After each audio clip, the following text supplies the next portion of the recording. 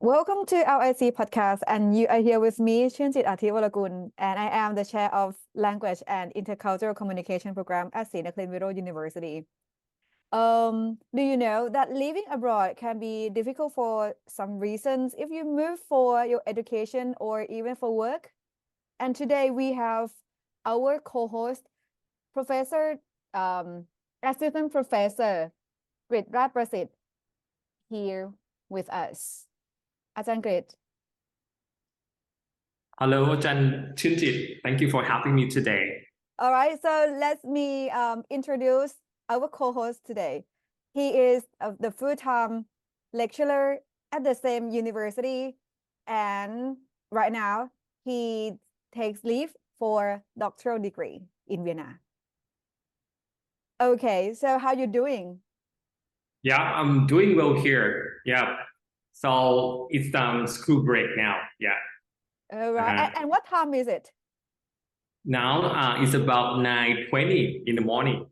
Okay, and it is about 3:20 in Thailand. Yeah, oh wow, so that's very early in the hour morning. difference. Yeah. All right, thank you very much for just come by and talk with me. Okay, so I got some questions for you so that our audience can learn from you. What do you study in Vienna?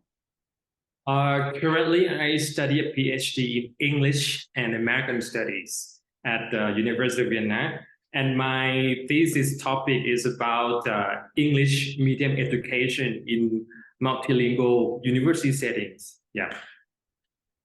But people ask me to study here in English because the people here speak German.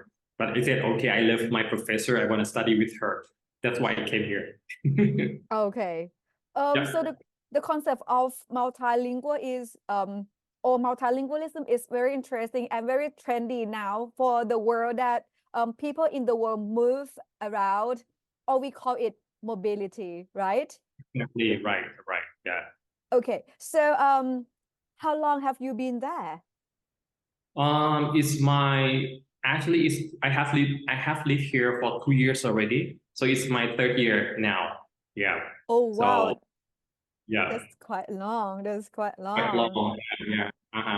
But only 1 year left here, so I have to go back to Thailand soon. Yeah. So sad.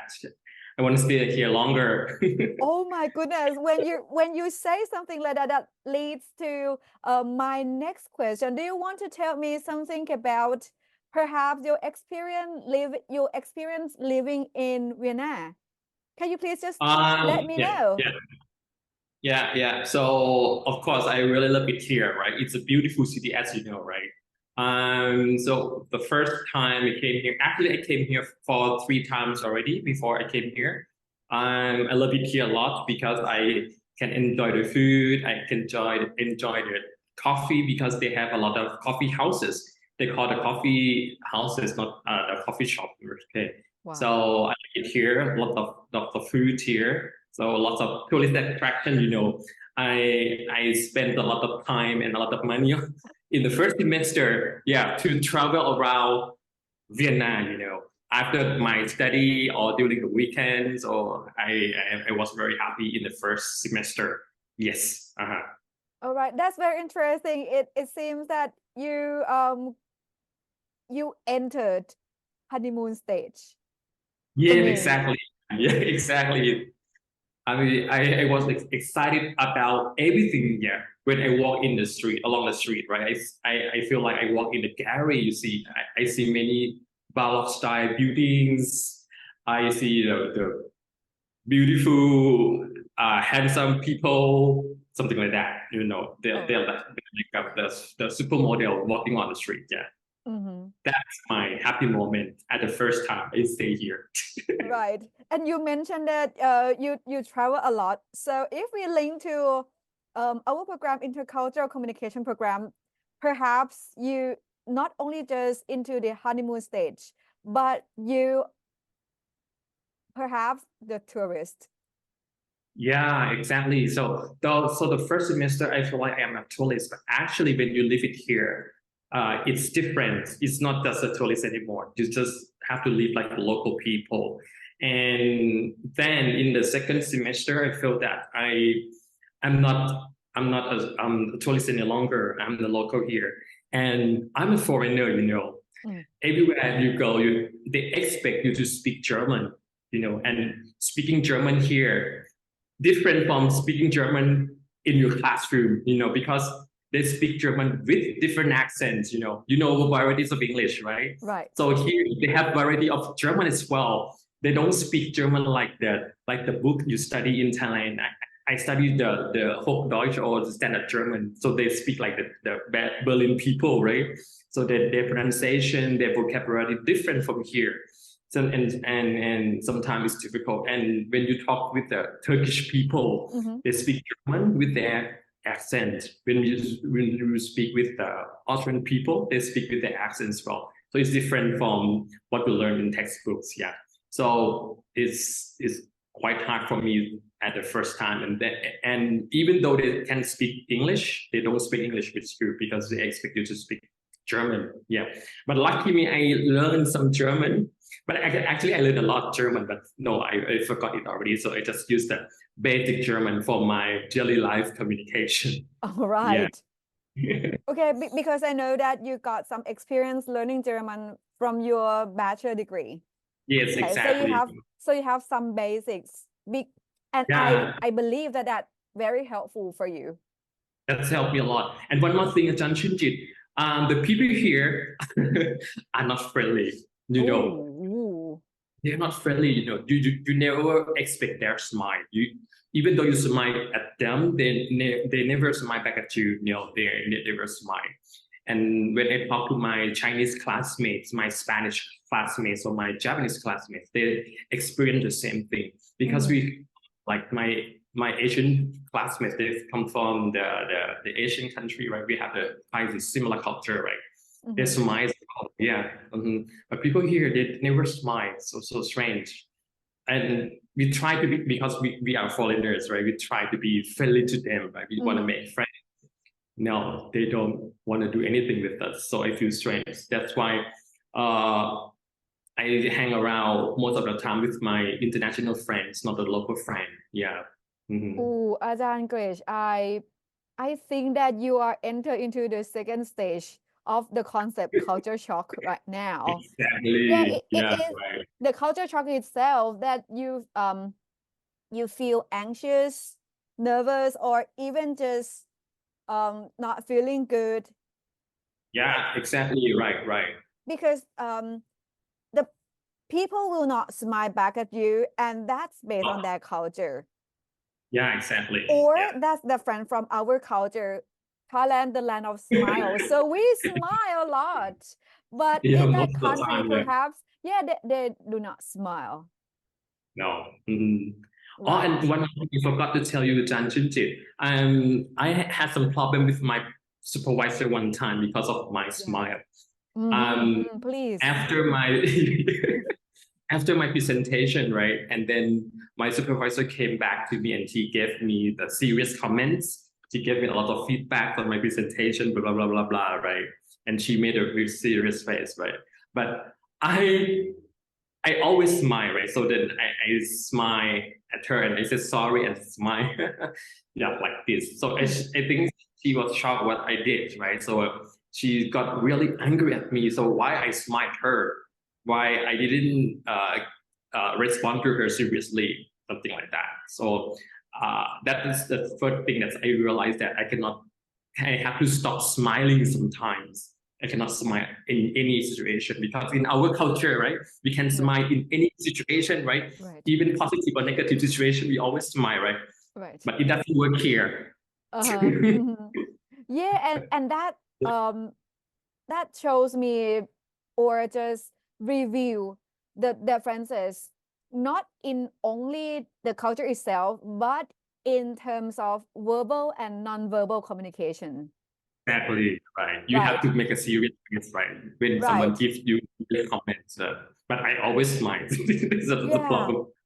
You know that in Thai culture, there are meanings based on smile, and there are several meanings based on smile. Exactly. What I can remember, there should be around 10 smile Really? with its Yeah. meanings, with the Yeah. meanings. Yeah. Right. Yeah. We should educate them, right? The Western people should know how the Thai people smile with the different 10 meanings, right? Or you said something about you are not going to smile at any situations. So I heard Yeah. that you are trying to adjust to the environment. Exactly, right. I have to adapt myself. Otherwise, I will become like a comedian, right? Like they will laugh at me. Why this guy smile all the time? What's wrong with him? Something like that, right? And then I try to, yeah. So I try to do like them. So you don't smile, so I don't smile as well. Something like that. And one thing I forgot to tell you, they have no personal distance, always come close to you when Right. they talk to you. Even though the first time they come very close to me, like my classmate, the Austrian classmate of my supervisor, is so strange for me. So oh my God, why they come close to me like this? Because when you talk to your lecturer or your professor in Thailand, right, you have to keep a distance to show the Yes. respect, right? Exactly. Yeah. But here they have no distance. They always come close to you, something like that. So sometimes I feel uncomfortable when I come very close to me, something like that. Yeah. And you have to look at their eyes most of the time, something like that. Even though they are older than you, they are your supervisor, they have a higher status, you have to look at their eyes. Yeah. All right. All the time. Something like that. But for Thai people, looking at someone in the eyes can be offensive. Perhaps. Exactly. Yeah. That's what I learned. Yeah. Yeah. From Oh, here. I think that this is very difficult, or you experience difficult situation. So Yeah. last year you came back to Thailand. Yeah. Do you at that time did you miss Vienna? Yes. In term of food, yeah. In terms of the environment, yeah. Because here, the atmosphere, the environment, the transportation system. I don't want to say that it's much better here in comparison to Bangkok, right? Yeah, something like that. So I feel a little bit, and I feel annoying walking on the street in Bangkok with a lot of people. It's very crowded, something like that. Yeah, but on the other hand, I felt I miss the food in Thailand as well because the Thai food in Vietnam very expensive, something like that. So yeah, so I still live here, right? And I still prefer living here, and I love it here, Vietnam, right? Yeah, still the people are. I think they have better manner, and they have well manner, something like that, right? Yeah. Okay. When you talk about the thing that you love in Vienna when you just came back to Thailand, what is it that you love about apart from the transportation? Tell me about food. Why do you love Vietnamese food? Vietnamese. It is Venice food. Vietnamese food. All right. Thank you very much Yeah. for that word. Because I cannot eat spicy food any longer now. I got a problem when I went back to Thailand. I went to the hospital because I ate a papaya salad, right? So I got a problem with the spicy food. So I'm used to eating the not spicy food here. So I love it here. I like cheese a lot. I never eat cheese before, but it's the eating cheese. I love eating milk. I love loving any Western food now. I love all the Western food here. Yeah. So my stomach get used to this kind of food. Yeah. So, and I think it's quite healthy because I eat a lot of salad, not salty food, not spicy food, something like that. Yeah. So comparing to food that I ate before, it's different. Right. Yeah, I can see that you love Venice food a lot. Perhaps you are just become the host right now. You adjust to the environment and the food, and then you get used to it. And when you go back to Thailand, perhaps you experience reverse culture shock. Yeah, All right. right. Oh my the food, goodness. the people, the anything, this environment. Yeah, it's a shock. Like, yeah, reverse shock, right? Yeah. Right, reverse culture shock. Yeah, that's very interesting. So I would like just to ask you a few questions. One of them will be, what will you suggest to people who would love to live in Vienna or live abroad? Yeah, okay. If you talk about living here in Vietnam, first you have to speak German. You need a basic German. Even though you live in the capital city like the Vienna, right? Mhm. Yeah. Even though the people speak English, yeah, but no, they don't speak English with you. You have to learn German. You need a basic German for your daily communication. Yes, the language very important.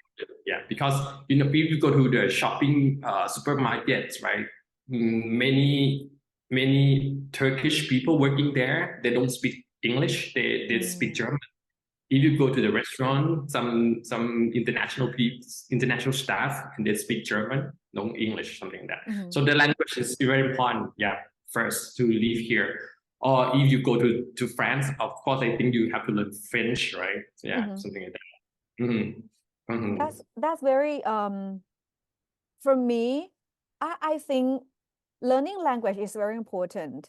Even though in our country, learning third languages will be very important. The importance of learning third language increase every year. However, we foster our students to learn English, but when they are going to live in another country, such as in European countries, they need to not only able to speak English, but speak the language that they want to live Yes, in, to exactly. stay. Yeah, because the sign, right? If you go, you take a tram or the train or the underground, right?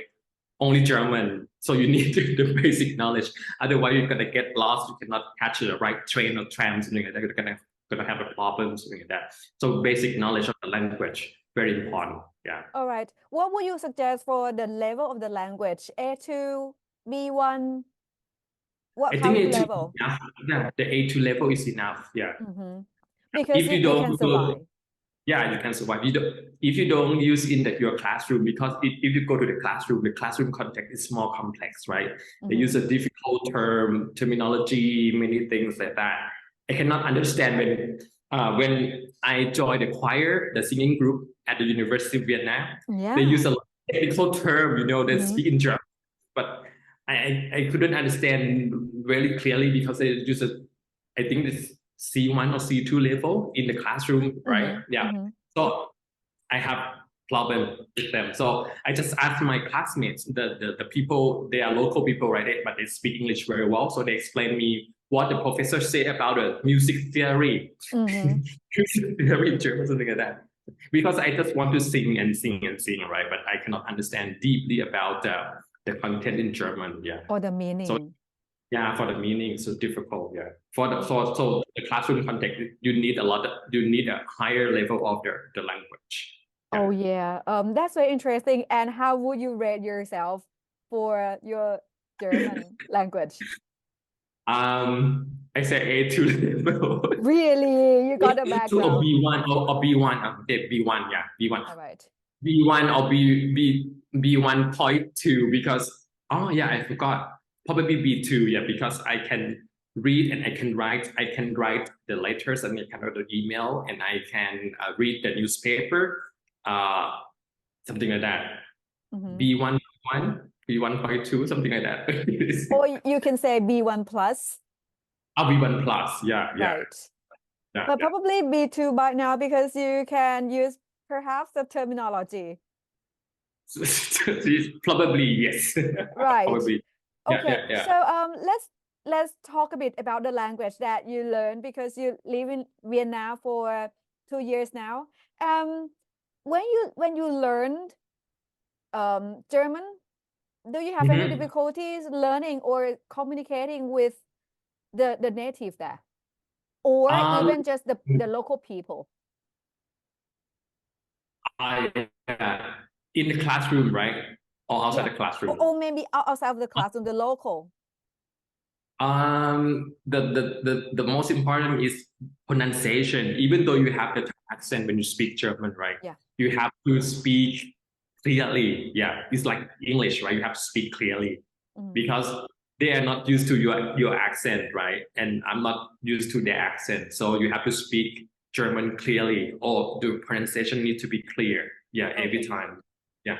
Well, And you that's have to think and react quickly, because the people here do everything quickly, blah, blah, blah, blah, blah. You cannot speak slowly like when you speak Thai, right? You have to speak quickly, you have to respond quickly, you have to think quickly, everything to you in a quick manner, something like that. Yeah. all right.